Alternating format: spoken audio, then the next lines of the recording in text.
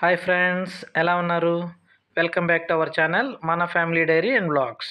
Friends, మీరు ఎప్పుడైనా చపాతీ కానీ పుల్కా కానీ చేసుకున్నప్పుడు దాంట్లోకి chicken curry, aloo kurma and egg bhurji ఇట్లాంటివన్నీ చేసుకొని తింటూ ఉంటారు కదా. కానీ ఈసారి అంత శ్రమ లేకుండా చాలా సింపుల్గా చపాతీలోకి అయిపోయే కర్రీ చూద్దాం.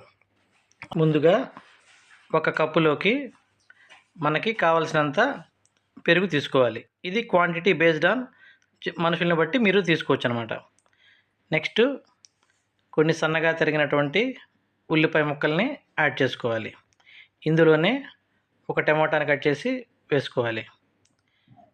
నెక్స్ట్ ఒక 2 పచ్చిమిర్చి చిన్న చిన్న ముక్కలుగా కట్ చేసుకున్నవి వేసుకోవాలి.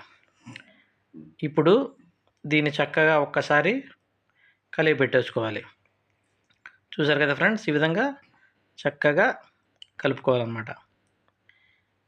ఇప్పుడు ఇందులో మనం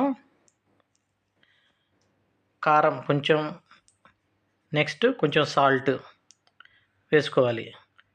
ఇందులో ఇప్పుడు ఒక నిమ్మ చెక్కని చక్కగా పిండుకొని బాగా ప్రాపర్గా మిక్స్ చేసుకోవాలి.